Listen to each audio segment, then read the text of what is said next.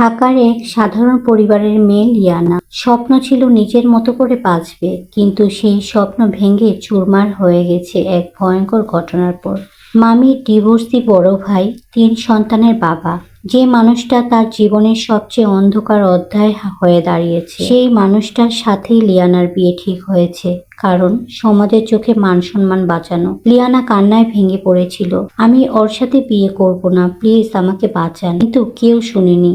মা ফোন কেড়ে নিয়েছে যেন কাউকে কিছু বলতে না পারে। ঘরের ভেতর বন্দি জীবন, দিনরাত শুধু কান্না। ছোট ভাই বোনদের দিকে তাকিয়ে আবারও ভেঙে পড়েছে। ওরা কিছুই বুঝে না, ওরা জানেই না তাদের আপাকে আসলে বলি দেয়া হচ্ছে। গায়ে হলুদের দিন, মাত্র 3 দিন বাকি বিয়ে। ঘরে সাজ সাজ রোগ, কিন্তু লিয়ানার চোখে শুধু ভয়। এই সময়ে আসে তার সবচেয়ে কাছের বান্ধবী নিপু। সব কথা শুনে নিপু যেন আগুন হয়ে উঠল।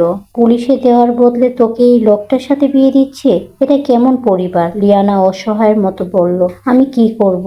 নিপুর উত্তর ছিল একটাই, পালিয়ে যা। সবকিছু ঝুঁকি নিয়ে নিপু লিয়ানার হাতে কিছু টাকা গুঁজে দিল। পরিকল্পনা চট্টগ্রামে যাওয়া। সেখানে নিপুর এক আত্মীয় আছে। লিয়ানা আর পিছনে তাকায়নি, স্টেশনের দিকে হাঁটা শুরু করলো। লিয়ানার জীবনটা যেন একের পর এক দুঃস্বপ্ন। যে মানুষটা তার জীবনটা নষ্ট করেছে, তার সাথেই তাকে বিয়ে দিতে চাইছে তার নিজের পরিবার। সমাজ কি বলবে? এই একটা কথার জন্য এই মেয়েটা পুরো জীবনটা বলি দেওয়া হচ্ছে। লিয়ানা ভেঙে পড়েছিল, কিন্তু হেরে যায়নি। সে পালিয়ে গেল। রাতের অন্ধকারে বুক ভরা ভয় নিয়ে লিয়ানা চট্টগ্রামের ট্রেনে উঠে বসলো। মনে একটাই কথা, বাঁচতে হবে যেভাবে হোক। কিন্তু সে জানতো না, সে যেখান থেকে পালাচ্ছে তার থেকেও জটিল এক জীবনে ঢুকতে যাচ্ছে। চট্টগ্রাম স্টেশন, রাত 12টা। ঝমঝম বৃষ্টি, চারপাশ ফাঁকা। ঠিক তখনই একটা কালো গাড়ি এসে থামলো। আপনাকে নিতে এসেছি। লিয়ানা ভেবেছিল ওর জন্যই এসেছে, কিন্তু না, ওটা ছিল একটা ভুল। আর সেই ভুলটাই তার জীবন বদলে। আর এক বিবাহিত পুরুষ, তাকবীর, বয়স 32, ধনী, প্রভাবশালী, বিবাহিত, স্ত্রী আছে, একটা ছোট ছেলে আছে, কিন্তু সম্পর্ক শুধু কাগজ কলমে। ভালোবাসা নেই, শুধু দায়বদ্ধতা। অচেনা এক অনুভূতিতে ভুল বোঝাবুঝি। সেই রাত লিয়ানার জীবনের সবচেয়ে অন্ধকার সময়। ভয়, অপমান, কিন্তু সেই রাতেই তাকবীরের ভেতরেও কিছু একটা বদলে। সকালবেলা যখন সে লিয়ানাকে দেখে, সে বুঝতে পারে এই মেয়েটা আসলে সবার মতো না। নির্দোষ, ভাঙ্গা, কিন্তু অদ্ভুত ভাবে টান আছে। লিয়ানা কাঁদতে কাঁদতে বলেছিল, আমি ওই মেয়ে না। বিশ্বাস করুন, এই একটা কথাই তাকবীর থেমে যায়। তার জীবনে অনেক নারী এসেছে, কিন্তু কেউ এভাবে নিজেকে বাঁচাতে লড়ে। কিন্তু অজানা সম্পর্ক। তাকবীর চাইলেই লিয়ানাকে চলে যেতে দিতে পারত, কিন্তু দিল না। সে বলল, কিছুদিন এখানে থাকো, আমি তোমার ক্ষতি করব না। এই কিছুদিন থেকেই শুরু হলো একটা অদ্ভুত সম্পর্ক। না প্রেম, না শুধু দায়, কিন্তু দুটোই। দিন যেতে লাগলো। একই ছাদের নিচে থাকা, একই টেবিলে খাওয়া, কখনো গল্প, কখনো নীরবতা। ধীরে ধীরে তাদের মাঝে দূরত্ব কমতে লাগলো। তাকবীর বুঝতে পারছিল সে আবার অনুভব করতে শুরু করেছে, এটা সে বহু বছর ভুলে গিয়েছিল। আর লিয়ানা, সে নিজেকে আটকাতে চাইলেও এই মানুষটার প্রতি দুর্বল হয়ে পড়েছিল। এক রাতে লিয়ানা হঠাৎ বলে উঠল, আপনি কি বিবাহিত, তাই না? তাকবীর চুপ। তাহলে আমি কে? এই প্রশ্নের উত্তর ছিল না। কয়েকদিন পর তাকবীরের স্ত্রী হঠাৎ এসে হাজির। লিয়ানা দূর থেকে দেখলো একটা সম্পূর্ণ পরিবার, স্বামী, স্ত্রী, সন্তান, আর সে একটা ভুল। লিয়ানা আয়নার সামনে দাঁড়িয়ে কাঁদছিল। আমি কি সেই মেয়ে যে অন্যের সংসার ভাঙবো? তার ভেতরটা ভেঙে যাচ্ছিল। সেই রাতেই লিয়ানা চলে যাওয়ার সিদ্ধান্ত নেয়। তাকবীরকে কিছু না বলে চুপচাপ শুধু একটা চিঠি রেখে যায়। আপনাকে হয়তো ভালোবেসে ফেলেছিলাম, কিন্তু এই ভালোবাসা ভুল। আমি কারো কষ্টের কারণ হতে চাই না। সকালবেলা তাকবীর পাগলের মতো খুঁজতে থাকে, কিন্তু লিয়ানা নেই। শুধু একটা শূন্যতা, যেটা সে আগে কখনো অনুভব করেনি। মাস কেটে যায়, তাকবীর বদলে যায়। স্ত্রীর সাথে সম্পর্কটা শেষ করে দেয়, কারণ সে বুঝতে পারে সে কখনোই সেই সম্পর্কে সত্যি ছিল না। একদিন একটা ছোট্ট ক্যাফেতে তাদের দেখা হয়। লিয়ানা এখন বদলে গেছে, নিজের পায়ে দাঁড়ানো, আত্মসম্মানী এক মেয়ে। তাকবীর ধীরে বলল, আমি সব শেষ করেছি, এবার আমি তোমাকে চাই সঠিকভাবে। লিয়ানা কিছুক্ষণ তাকিয়ে থাকলো, তারপর বলল, এবার যদি আসি তাহলে লুকিয়ে না, সম্মানের সাথে। একটা ভুল থেকে শুরু হওয়া সম্পর্ক পরকীয়া হয়ে উঠেছিল, তারপর পরিণত হলো সম্মানের ভালোবাসায়। সব পরকীয়া পাপ না, কিছু পরকীয়া মানুষকে নিজের ভুল চিনতে শেখায়। ভালোবাসা ভুল সময়ে এলে সেটাকে ঠিক করতে সাহস লাগে, কি অবস্থা সবার এই গরমে? হ্যালো এভরিওয়ান, আসসালামু আলাইকুম। Beauty's lifestyle by Farzana YouTube channel থেকে আপনাদেরকে স্বাগতম। আবারও নতুন একটি ব্লগ নিয়ে হাজির হলাম। আশা করি সম্পূর্ণ ভিডিওটার সাথেই আছেন। যারা যারা আমার ভিডিওতে এখনো লাইক দেননি, প্লিজ একটা লাইক দিয়ে দিবেন, কারণ এই গরমের মধ্যে আমরা যারা যারা ভিডিও নিয়ে কাজ করি, মানে ইউটিউব চ্যানেল হোক আর ফেসবুকে ভিডিও দেওয়া হোক, আমরা আসলে ভয়েস দেওয়ার সময় অনেক কষ্ট করি। ভিডিও করার সময় তো কষ্ট করি, সাথে ভয়েস দেওয়ার সময় এই গরমের সময় একটাই সমস্যা হয়ে থাকে যে আমাদের সব কিছু বন্ধ করে দিয়ে ফ্যান অফ করে ভয়েস দিতে হয়। গরমে পুরাই অবস্থা খারাপ। তো যাই হোক, অনেক কষ্ট করে ভয়েস দিচ্ছি। আপনারা প্লিজ লাইক না দিয়ে থাকলে একটা লাইক দিয়ে দিবেন, এতে আপনাদের এতটুকুও কষ্ট হবে না। আর যারা যারা আমার চ্যানেলে নতুন আছেন, প্লিজ আমার চ্যানেলটা সাবস্ক্রাইব করে দিবেন। তো এতদিন ধরে আসলে আমি বুঝতে পারিনি যে এত গরম হবে। কয়েকদিন ধরে সবাই বলে যে এত গরম, বাট আমাদের বাসায় এতটুকু আমি গরম ফিল করিনি। আলহামদুলিল্লাহ খুব ভালো ছিল, কিন্তু আজকে এত গরম, আজকের গরমে বুঝতে পারলাম যে তাহলে বাইরের কি অবস্থা। আমি তো পুরাই একদম আমার প্রেসার উঠে গিয়েছে গরমে। তো রান্না বান্না তো সকালে করে ফেলেছিলাম, তারপরও দুপুর বেলায় গরম, চারপাশ থেকে গরম ঢুকছে, বাট কোনো পাশ দিয়ে গরম যে বের হবে সেরকম স্কোপ নেই।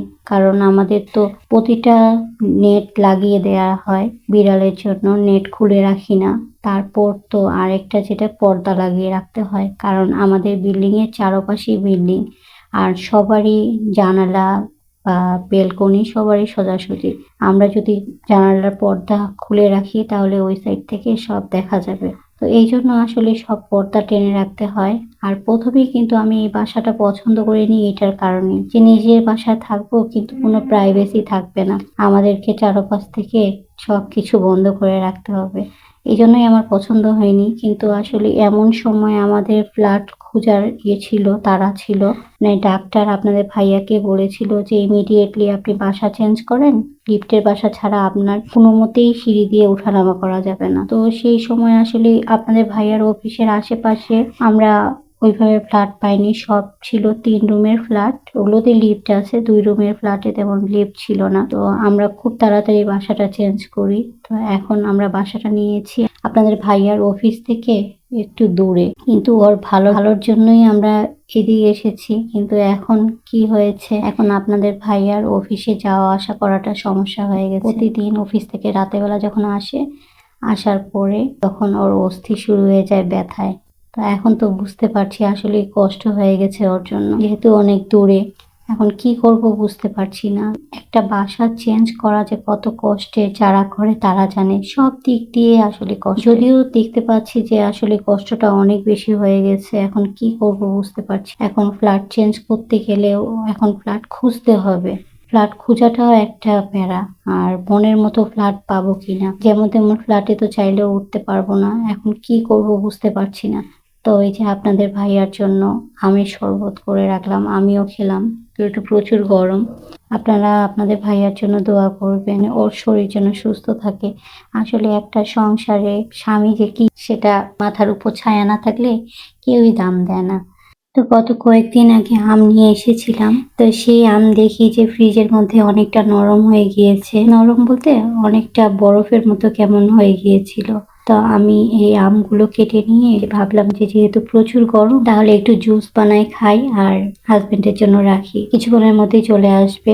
ফোন দিয়েছিল, আমি জুস বানিয়ে খেয়ে নিলাম। জুসটা ভালোই হয়েছিল, যদিও আমি চিনি দিতে চাইনি, তারপর এত টক ছিল। আমি গুড় দিয়েছি, খেজুরের গুড়, তারপরও কেমন জানি টক লাগছিল। পরে আবার তখন একটু চিনি দিলাম। চিনি খেতেও ভয় লাগে, চিনি খাওয়া আসলে স্বাস্থ্যের জন্য অনেক ক্ষতিকর, কিন্তু মাঝে মাঝে আসলে না খেতে চাইলেও খাওয়া হয়ে যায়। তা আমি শরবতটা খাওয়ার পরে আমার অনেকটা ভালো লেগেছে। বিট লবণ থাকলে খুব মজা হতো, কিন্তু বিট লবণ ছিল না। গত কয়েকদিন ধরে আমাদের টিভিটা কেন জানি অন হচ্ছে না, সরি অন হচ্ছে, বাট এখানে দেখাচ্ছে ইউটিউবে যে ইউটিউব আপডেট দিতে বলছে, নাকি জানি টেকনিক্যাল প্রবলেম বলছে, বুঝতে পারছি না। আসলে টিভিতে সিরিয়াল গুলো দেখা হতো, এখন আর দেখা হয় না। আর মোবাইলে তো সবসময় পেজ নিয়ে বা ইউটিউব চ্যানেল নিয়ে কাজ করা হয়, ওগুলোতে আসলে সিরিয়াল গুলো দেখা হয় না। তো দেখতে পাচ্ছেন আপনাদের ভাইয়া এর মধ্যে চলে এসেছে আর কতগুলো বাজার নিয়ে এসেছে।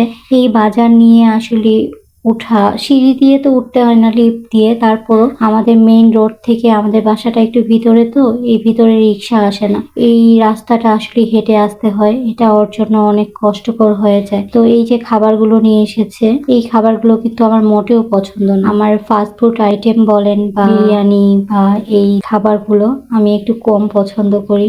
তারপরও আপনাদের ভাইয়া আসলে এই খাবারগুলো অনেক পছন্দ করে, আগে থেকে অনেক খেয়েছে, কিন্তু আমার জন্য এখন খেতে পারে না। বলে কি, তোমার জন্যই আমার খাওয়া বন্ধ হয়ে গেছে। খাইলে অনেক কিছু খাওয়া যায়, কিন্তু সুস্থ থাকার জন্য আমাদের আসলে অনেক খাওয়া অ্যাভয়েড করতে হয়। তো যখন আমি চিটাগাঙে যাই আমি তো পুরাই অবাক হয়ে যাই, কারণ আমার ছোট দেবর উনি চিটাগাঙের ডাক্তার, কিন্তু উনার খাবার দেখলে আমি আসলে অবাক হয়ে যাই যে ডাক্তাররা তো সচেতন হবে, কিন্তু আমার দেবরের বাচ্চা সবাই এমন হয়েছে যে এরা ফাস্ট ফুড ছাড়া কিছুই বোঝে না। মানে সকালবেলার নাস্তার মধ্যে ফাস্ট ফুড, বিকালবেলার নাস্তার মধ্যে ফাস্ট ফুড, এত আমার জন্য শুধু এগুলো নিয়ে আসতো আমার দেবর, কিন্তু আমি না বলতাম যে আমি এগুলো আসলে খাই না। আর আমার আসলে গ্যাস্ট্রিকের সমস্যাটা অনেক বেশি, যেহেতু আমার গল ব্লাডার অপারেশন করা আছে, আমাকে আসলে অনেক মেপে সবকিছু দেখে শুনে বুঝে খেতে হয়। আর আমার মেইনলি সমস্যা হয় আমার যদি একটা খাবার আমার রুচিতে বাঁধে বা আমার জোর করে খাওয়া হয়েছে, সেটাই আমার সমস্যা হয়ে যায়। তারপর আলহামদুলিল্লাহ আগের থেকে আমি অনেক ভালো আছি, কারণ আগে যখন আমার গ্যাস্ট্রিকের ব্যথা উঠতো তখন আমাকে হসপিটালে নিয়ে গিয়ে ইঞ্জেকশন না দিয়ে আমার ব্যথা কখনোই কমতো না, মানে খুব সিরিয়াস হয়ে যেত। তো আপনাদের ভাইয়া দেখুন কত মজা করে খাচ্ছে, আমি ভিডিওটা এমন ভাবে করেছি ও বুঝতে পারেনি। তো আসলে হাজবেন্ডরা যদি এভাবে খায় অনেক শান্তি লাগে। আর ও বলছে যে অনেক স্বাদ হয়েছে, তা আমি ওর সাথে মজা করলাম। বউয়ের হাতে রান্না স্বাদ না হলেও স্বাদ লাগবে, কি আর বলবো। তো এরকম আসলে ভালো জিনিস খাক, আমার কোনো আপত্তি নেই, কিন্তু এই ফাস্ট ফুড বা এই ধরনের খাবার আমার মোটেও পছন্দ না। আমি ওকে বলি যে তুমি এইগুলো না নিয়ে আসে আমার জন্য ফ্রুটস নিয়ে আসো, দরকার হলে একটা পেয়ারা নিয়ে আসো বা একটা আপেল নিয়ে আসো। আর আমার সব থেকে মেইন প্রবলেম যে আমি খাওয়াটা ঠিক মতো করি না, এই জন্য আপনাদের ভাইয়ার কাছে যে কত বোকা খাই। সকালে একবার ফোন দিয়ে বলবে যে খাওয়া করেছি কিনা, দুপুরে ফোন দিবে খাওয়া করেছি কিনা। তো আপনাদের ভাইয়া তো বিদায় নিয়েছে, আমিও বিদায় নিলাম। আজকের মতো এই পর্যন্তই। সবাই ভালো থাকবেন। আল্লাহ হাফেজ।